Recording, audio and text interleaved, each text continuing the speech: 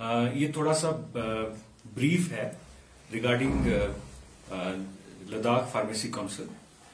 इसमें कुछ दिनों से जो है क्योंकि लद्दाख फार्मेसी काउंसिल जो है वो अभी बनी है, नई बनी है। मैं लद्दाख फार्मेसी काउंसिल का प्रेसिडेंट नॉमिनेट हुआ हूं। मिस्टर महमूद बशीर जो है हमारे साथ, ये हमारे सेक्रेटरी हैं प्लस रजिस्ट्रार। ये इश्यू काफी देर से चल रहा था हमारे फार्मासिस्ट का, ये रजिस्ट्रेशन के रिलेटेड। तो सबसे पहले मैं इंट्रोडक्शन दे दूं कि ये इश्यू क्या था। ये इश्यू बेसिकली जब 370 हटा तो J&K स्टेट 2 यूटीज में बना, तो J&K का जो फार्मेसी एक्ट था वो रिपील हो गया।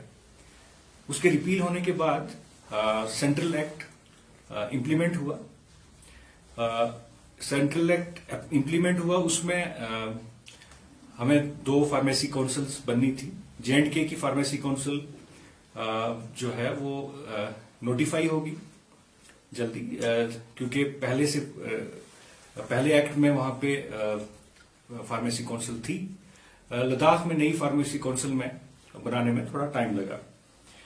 उसकी वजह से रजिस्ट्रेशन में कुछ इश्यूज थे। सेंट्रल एक्ट में रजिस्ट्रेशन के लिए जो क्वालिफिकेशन है वो और हमारे J&K में जो पहले लद्दाख के लिए भी एप्लीकेबल था, उन दोनों में डिफरेंस था, क्योंकि J&K में क्वालिफिकेशन थोड़ी डिफरेंट थी। उसके लिए गवर्नमेंट ऑफ इंडिया ने पार्लियामेंट ऑफ इंडिया ने एक एक्ट पास करके अमेंडमेंट किया, जिसे 32C जिसका नाम दिया गया, section 32C of central pharmacy act. उसमें हमारे मेडिकल असिस्टेंट्स उस वक्त जो J&K के रजिस्टर में रजिस्टर्ड थे before बाइफिकेशन of J&K state into 2 union territories, उनको भी एलिजिबल करार दिया गया। लेकिन उसमें जो है लद्दाख के लिए डेट जो है उसमें थोड़ा सा इश्यू था, जिसके लिए हमने यानी सेंट्रल गवर्नमेंट को रिक्वेस्ट किया है कि उसमें थोड़ा अमेंडमेंट किया जाए, ताकि हम भी मेडिकल असिस्टेंट्स को इसमें इंक्लूड कर सकें। ये मेजर इश्यू था। बाकी हमारी जो फार्मेसी काउंसिल है वो नोटिफाई हो गई थी और हमारी रजिस्ट्रेशन भी 18 मई से स्टार्ट हो गई है। तो अब जो सेंट्रल एक्ट में एज ऑन डेट जो एलिजिबल हैं उनकी हम रजिस्ट्रेशन हमने स्टार्ट कर दी है। 32C जो लोग मेडिकल असिस्टेंट्स J&K में रजिस्टर्ड थे, उनका हम जो है हमने उसके लिए हम परस्यू कर रहे हैं सेंट्रल गवर्नमेंट को कि डेट की जो है अमेंडमेंट की जाए, क्योंकि हमारी डेट जब तक हम उनको रजिस्टर कर सकते थे वो एक्सपायर हो चुकी है। उसके लिए हम परस्यू कर रहे हैं। तो ये है एक इश्यू। उसके अलावा दूसरे कुछ इश्यूज हैं जो हमारे रजिस्ट्रार साहब आपको ब्रीफ करेंगे। 18 मई से हमने रजिस्ट्रेशन शुरू कर दी है उन फार्मासिस्ट का, उन जिनकी क्वालिफिकेशन जो है वो अंडर सेंट्रल एक्ट है, यानी कि फार्मेसी के अंदर डिप्लोमा, डिग्री, पोस्ट ग्रेजुएशन और फार्म डी डॉक्टरेट का जो है। तो अभी हम जो जम्मू कश्मीर के अंदर जो पहले रजिस्टर्ड फार्मासिस्ट थे, जो जम्मू कश्मीर के एक्ट रिपीट एक्ट समवार 2011 के उसमें जो फर्स्ट रजिस्टर एंटर थे, उनको जैसे सर ने पहले बताया है, गवर्नमेंट ऑफ इंडिया ने एक नोटिफिकेशन निकालकर उनको कंसिडर किया गया है एज ए रजिस्टर्ड फार्मासिस्ट, लेकिन उनकी रजिस्ट्रेशन जो है वो कंडीशन ये लगा कि वन टाइम होगा। तो उसके लिए डेट हमने दिया था पीछे, जो 1 साल का डेट दिया था 2020 में, लेकिन वो एक्सपायर होने के बाद अब हमने, क्योंकि 18 मई से हमने रजिस्ट्रेशन शुरू कर दी है, तो हम अभी उनका एप्लीकेशन ले नहीं पाए। इसलिए नहीं पाए क्योंकि इनका डेट नोटिफाई हुआ ही नहीं है।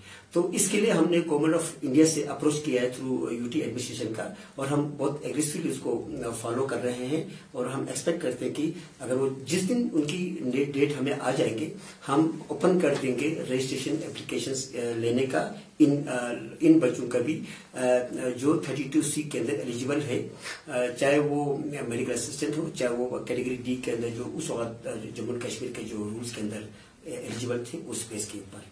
ये हमारा इश्यू क्लियर है, इसीलिए इसमें पैनिक होने की जरूरत नहीं है।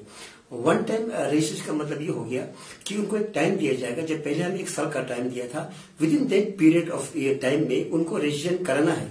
सपोज करो एक आदमी के पास रजिस्ट्रेशन प्रोसेस करता है जम्मू कश्मीर के जो रिपील एक्ट के अंदर, अगर लास्ट डेट मान लो लास्ट डेट 31 दिसंबर 2022 अगर मिलता है मान लो, तो अगर 1 जनवरी को वो अप्लाई करने आएगा तो फिर वो उसका रजिस्ट्रेशन नहीं होगा, डिस्पाइट उसके पास वो सर्टिफिकेट होगा। उसी पीरियड के अंदर उनको रजिस्ट्रेशन के लिए अप्लाई करना है, ऑप्टेन करना है। उसके बाद हर 5 साल के बाद उसका रजिस्ट्रेशन होता जाएगा और जब तक वो चाहेगा फार्मेसी प्रोफेशन को प्रैक्टिस कर सकता है यूटी लद्दाख के अंदर।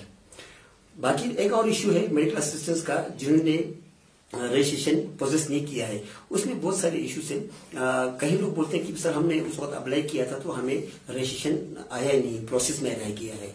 तो अभी एज ऑन डेट, हालांकि ये हमारा सब्जेक्ट नहीं है फार्मेसी लद्दाख फार्मेसी काउंसिल का, हम उनको ये बताना चाहते हैं कि जब हम उनको अभी रजिस्ट्रेट नहीं कर पाएंगे, क्योंकि जो सेक्शन 32C जो नोटिफाई हुआ है उसके अंदर अभी उनको इनकॉर्पोरेट गवर्नमेंट ऑफ इंडिया ने नहीं किया है। और जब तक कोई कानून बनता है, पार्लियामेंट से पास हो जाकर इनके लिए भी ऐसा ही कोई रूल्स बनता है या नोटिफाई करता है, तब तक हम इन मेडिकल असिस्टेंट्स को एज ए फार्मासिस्ट हम रजिस्टर्ड नहीं कर पाएंगे, हम एक्सेप्ट नहीं कर सकते हैं और फार्मेसी प्रोफेशन को ये प्रैक्टिस नहीं कर सकता है विदाउट रजिस्ट्रेशन।